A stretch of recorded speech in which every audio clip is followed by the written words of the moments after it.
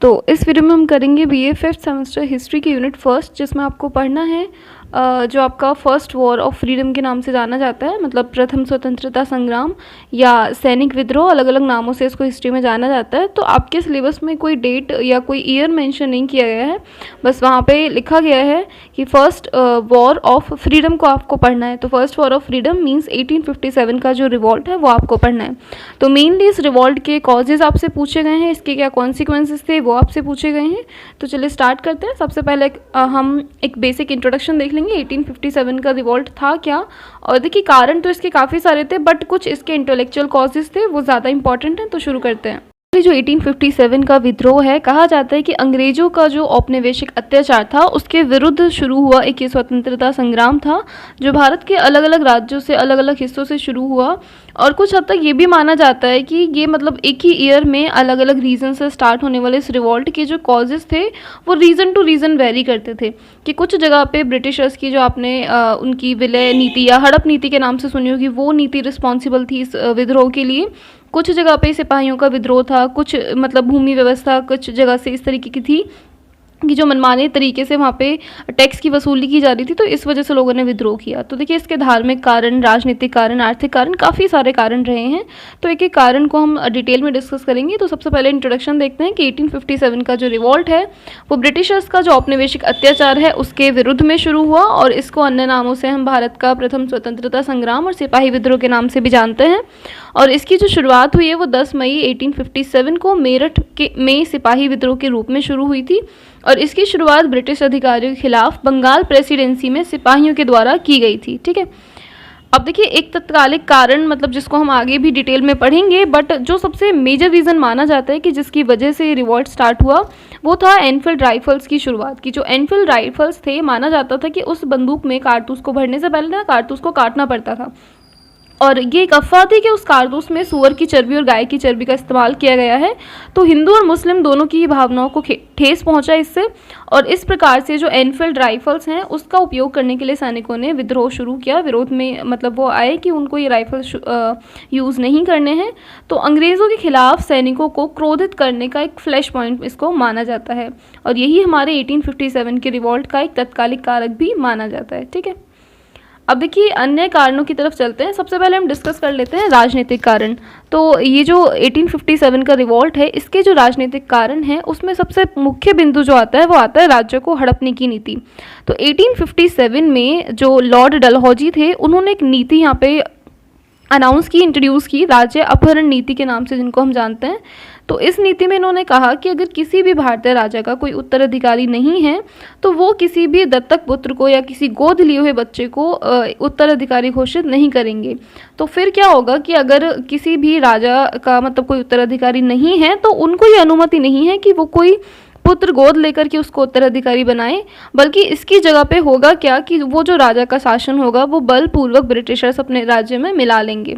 तो देखिए जब इस तरीके की नीति के बारे में लोगों को पता चला तो सतारा, नागपुर, झांसी, अलग अलग राज्यों से या अलग अलग क्षेत्रों से लोगों ने इसका विरोध किया, और अंग्रेज़ों के विरुद्ध में संघर्ष छेड़ने को वो लोग तैयार हो जाते हैं। ठीक है, फिर आता है कि कुशासन के आधार पर राज्यों का अपहरण। तो लॉर्ड डलहौजी की जो ये नीति थी, इसी नीति को आधार बना करके उन्होंने हैदराबाद के निज़ाम और अवध के नवाब वाजिद अली शाह के विरुद्ध में कार्रवाई की, और हैदराबाद को और अवध को दोनों को ही उन्होंने अपने राज्य में मिला लिया। ठीक है, मतलब एक तरीके से राज्यों का अपहरण भी इसको कहा जाता है। इसके अलावा देखिए पेंशन और पदों की इन्होंने समाप्ति कर दी। लॉर्ड डलहौजी ने क्या किया कि पेंशन और पदवियों को छीनने की कोशिश की। इस नीति के शिकार सबसे पहले कौन होते हैं? पेशवा बाजीराव के जो दत्तक पुत्र हैं नाना साहब, वो होते हैं, और नाना साहब ने इस चीज़ के खिलाफ फिर विद्रोह का सहारा लिया। दूसरा, जो सरकारी नौकरियां होती हैं उनमें भेदभाव, कि ब्रिटिश नागरिकों की नियुक्ति ही की जाती थी और भारतीयों को उच्च सेवा करने का अधिकार नहीं दिया जाता था। तो भारतीय बुद्धिजीवियों के मन में क्रांति का एक तरीके से बिगुल बज जाता है, और वो भी फिर इसके विरोध में आ जाते हैं। फिर क्या होता है कि भारतीयों में अंग्रेजी शासन के प्रति अविश्वास की भावनाएं जागने लगती हैं, कि कंपनी के जो अधिकारी हैं वो जनता का विश्वास नहीं प्राप्त कर पा रहे हैं और सदैव ही विदेशी ही रहेंगे। तो इस सभी प्रक्रियाओं के बावजूद फिर जो भारतीय जनता है उसने अंग्रेजों का विश्वास कभी भी स्थापित नहीं हो सका, और जो कि आगे चल के 1857 के रिवॉल्ट में कन्वर्ट हो जाता है। ठीक है, तो ये सारे राजनीतिक कारण थे जिनको मैंने पॉइंट वाइज डिस्कस किया, बट यहाँ पे सारा का सारा आपको एक समरी के व्यू में दिया गया है। अब हम बात कर लेते हैं आर्थिक कारणों की। तो देखिए, अंग्रेज़ों की जो आर्थिक शोषण की नीति थी और जो उनकी दोषपूर्ण भूमि व्यवस्थाएं थीं या फिर भारतीय उद्योगों का विनाश करना या बेरोजगारी की समस्याएं, ये सारे हमारे आर्थिक कारण थे जो एक वजह बनते हैं 1857 के रिवॉल्ट की। तो अंग्रेज़ों की आर्थिक नीतियों की बात करें तो भारतीय व्यापार और उद्योगों के विरुद्ध ईस्ट इंडिया कंपनी के राजनीतिक शक्ति के प्रयोग के परिणाम स्वरूप, मतलब देखिए, कहने का सिंपल सा यहाँ पे मतलब है कि जितने भी भारतीय हस्तशिल्प और व्यापार हुआ करते थे उन सभी का अंग्रेज़ों ने नाश कर दिया, और अंग्रेज़ों ने भारतीय सूती कपड़े और बाकी के उद्योगों से उत्पादित वस्तुओं पर भी बहुत ज़्यादा टैक्स लगा दिया, जिससे कि भारतीय व्यापारियों की जो आर्थिक स्थिति वो दिन ब दिन खराब होती चली गई और भारतीय मंडियाँ भी मतलब एक तरीके से बंद हो जाती हैं। ठीक है, बाकी इनकी जो भूमि व्यवस्था थी, मतलब अंग्रेज़ों की जो भूमि कर व्यवस्था थी, वो बहुत दोषपूर्ण थी कि उसमें ज़मींदारों को भूमि का स्वामी बना दिया जाता था, और जो किसान हैं, किसानों से जो ये ज़मींदार होते थे, ये मनमाने तरीके से कर वसूल करते थे। तो भारतीय किसान अपनी जीविका चलाने में मतलब सक्षम नहीं रहे अब। तो इस वजह से बहुत सारे किसानों ने या बहुसंख्यक वर्ग ने अंग्रेज़ों के विरुद्ध में फिर क्या किया, विद्रोह किया। ठीक है, और अंग्रेज़ों की आर्थिक साम्राज्यवाद की जो नीति थी, भारत के उद्योगों को भी उसने अपनी चपेट में ले लिया और हस्तशिल्प का यहाँ पे पूरे तरीके से पतन हो जाता है। अब इसी वजह से देखिए, आर्थिक नीति खराब होने के कारण बेरोजगारी की समस्या उत्पन्न होती है, और जिसकी वजह से फिर गरीबी, वस्त्र उद्योग में जो लाहे जो थे वो पूरे तरीके से बेकार हो जाते हैं। तो ये एक तरीके से आर्थिक स्थिति पूरे तरीके से यहाँ पे खराब हो जाती है। ठीक है, अब हम नेक्स्ट देख लेते हैं धार्मिक कारण। ठीक है, देखिए, धार्मिक कारणों में जो हमारा तत्कालिक कारक हमने शुरू में देखा, वही कुछ हद तक धार्मिक कारणों से भी लिंक है। कि देखिए, एक तो ईसाई धर्म का प्रचार करना चाहते थे कि जो अंग्रेज़ हैं वो भारतीयों का धार्मिक उत्पीड़न करते थे, और अंग्रेज़ी मेजर जो उस टाइम पे एडवर्ड थे, उन्होंने साफ रूप से कहा था कि भारत पर हमारे अधिकार का जो अंतिम उद्देश्य है वो भारत देश को ईसाई बनाना है। तो अंग्रेज़ अधिकारी भारतीय सैनिकों को ईसाई बनने के लिए प्रेरित करते थे, और इसी वजह से एक विरुद्ध वहाँ पे मतलब विद्रोह वहाँ पे भी शुरू होता है। और दूसरी जो नीति है वो गोद निषेध की नीति है, जिसको धर्म विरुद्ध बताया गया कि गोद लेने की प्रथा का अंत करने की कोशिश की यहाँ पे लॉर्ड डलहौजी ने, और भारतीयों की जो धार्मिक मान्यताएं या भावनाएं हैं उनका तिरस्कार किया। तो वैसे तो एक प्रशासनिक और राजनीतिक मुद्दा है, बट इसको कहीं ना कहीं लोगों की जो पुरानी मान्यताएं हैं उन पर ठेस पहुँचती है। इसको भी धार्मिक कारणों में कई बार गिना जाता है। धार्मिक भेदभाव, ईसाई धर्म स्वीकार करने के लिए आर्थिक सहायता दी जाती थी, नौकरियों में मतलब उनको उच्च पद देने के लालच दिए जाते थे जिससे कि वो ईसाई धर्म को अपना लें।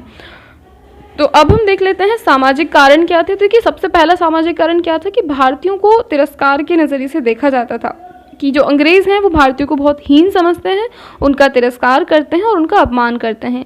और जो भारतीय अंग्रेजी सेना है वो मतलब भारतीय अंग्रेजी सत्ता के विरुद्ध में फिर ये लोग क्या करते हैं, आंदोलन करते हैं, और भारतीयों के साथ में बहुत ही अपमानजनक व्यवहार किया जाता है। उनके प्रति बहुत कठोर और असहनशील थे जो अंग्रेज़ थे, और भारतीयों को काले और सुअर जैसे मतलब बहुत ही अभद्र शब्दों का इस्तेमाल किया जाता था भारतीयों के लिए अंग्रेज़ों के द्वारा। तो भारतीय जो थे वो इस अपमान को ज़्यादा लंबे समय तक नहीं सहन कर पाए, और इसी व्यवहार के कारण या अपने स्वाभिमान को बचाने के लिए वो क्या करते हैं, अंग्रेज़ों के विरुद्ध संघर्ष शुरू करते हैं। ठीक है, अब देखिए, हमारे पास कुछ सैन्य कारण भी आता है।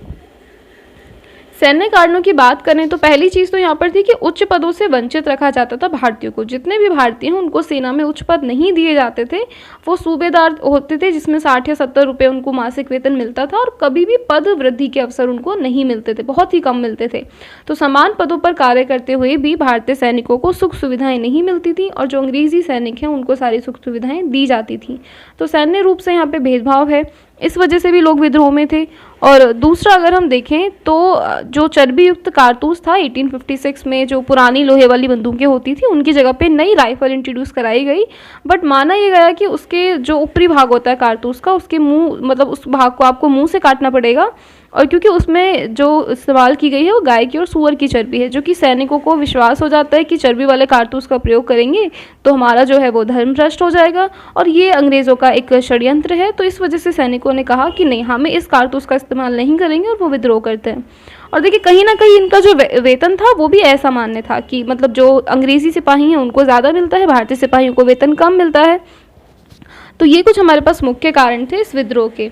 अब इसी और विद्रोह की, जो कि 1857 के विद्रोह से पहले हुआ, मतलब 1857 के रिवॉल्ट से पहले 50 साल पहले लगभग ये हुआ, 10 जुलाई 1806 को हुआ था।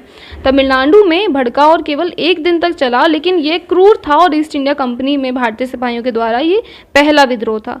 और 1857 के विद्रोह का प्रभाव क्या रहता है कि ब्रिटिश ईस्ट इंडिया कंपनी की जो नींव है वो हिल जाती है, भारतीय प्रशासन को संभालने में उनकी जो अक्षमता थी उसका खुलासा हो जाता है। और इसका प्रमुख जो प्रभाव है वो भारत सरकार अधिनियम 1858 की शुरुआत थी, जिसने ब्रिटिश ईस्ट इंडिया कंपनी के शासन को समाप्त किया और ब्रिटिश राज की शुरुआत को चिन्हित किया। तो ब्रिटिश सरकार के हाथों में प्रतिनिधियों के माध्यम से सीधे तौर पर भारत पर शासन करने की शक्तियाँ उनको मिल जाती हैं। ठीक है, अब अगर आपसे पूछा जाए 1857 के विद्रोह की विफलता के क्या कारण थे, तो देख लेते हैं एक बार हम इनकी विफलता के कारण, उसके बाद इसमें जो प्रमुख नेता थे किस किस स्थान से कौन कौन थे उनकी बात करेंगे। तो देखिए, सबसे पहला तो कारण यहाँ पे रहता है कि अंग्रेज़ों को देश से बाहर करने में हम सफल नहीं हो पाते हैं और सिपाहियों के पास में ना एक स्पष्ट नेता नहीं था, एक नेता का अभाव था। वहाँ कई सारे नेता थे, उनके पास में कोई सुसंगत योजना भी नहीं थी, ना ही उनके पास विदेशियों को भगाए जाने की कोई भी तकनीकें थीं। विद्रोह के समय में सहायता करने के लिए भारतीय शासक जो थे वो अंग्रेज़ों की हार के बाद देश के लिए किसी भी योजना की कल्पना नहीं कर पाते हैं। मतलब जो इस वक्त भारतीय शासक थे वो भी कहीं ना कहीं बहुत कमज़ोर थे और कुछ उनमें से जो थे वो ब्रिटिशर्स से ही मिल जाते हैं। तो हमारे पास कोई भी लीडर वहाँ पे नहीं था, कोई भी प्लानिंग नहीं थी और ना ही आर्थिक रूप से हम मजबूत थे कि जो इस विद्रोह को आगे तक ले जाया जा सके। तो इस विद्रोह में मुख्यतः हुआ क्या है कि उत्तरी भारत पूरे तरीके से प्रभावित हुआ। बंगाल, बम्बई और मद्रास जो तीनों प्रेसिडेंसियाँ हैं वो एक तरीके से इस पे प्रभावित रहती हैं। अब हम बात कर लेते हैं 1857 के रिवॉल्ट के कुछ प्रमुख नेता। तो देखिए, यहाँ पे जो ये चार्ट दिया गया है इसमें आपको सिर्फ स्थान का नाम मिलेगा और नेता का नाम मिलेगा, बट जो जो इम्पोर्टेंट है वो मैं बताती चलती हूँ, आप लिख लीजिएगा या फिर पीडीएफ में से पढ़ लीजिएगा। तो ये जो पीडीएफ है आपको टेलीग्राम चैनल पर मिल जाएगी।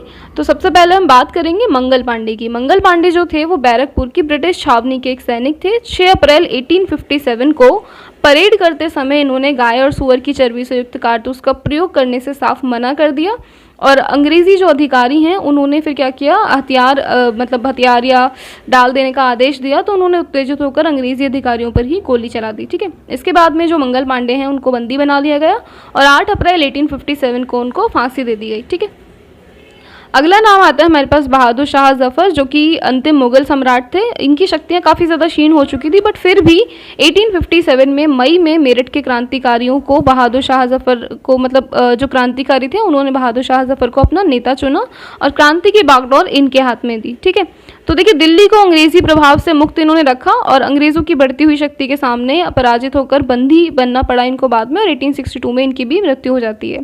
फिर तीसरा नाम आता है नाना साहब, जो कि मराठा पेशवा बाजीराव द्वितीय के दत्तक पुत्र थे और जिनका वास्तविक नाम धुंधु पंत था। ठीक है, और अंग्रेज़ों ने इन्हें पेंशन देकर बिठूर में भेज दिया और लॉर्ड डलहौजी ने उनकी पेंशन को बंद कर दिया, जिससे कि नाना साहब अंग्रेज़ों के विरोधी हो गए और 1857 में जो स्वतंत्रता संग्राम के दौरान कानपुर को अंग्रेज़ों से इन्होंने छीन लिया। ठीक है, फिर आते हैं कुंवर सिंह, जो कि बिहार के जगदीशपुर से थे और प्रथम स्वतंत्रता संग्राम को कुंवर सिंह ने भरपूर सहयोग दिया था और अनेक स्थानों पर इन्होंने अंग्रेज़ी सेना से जमकर लड़ाई भी की और उनको पराजित भी किया।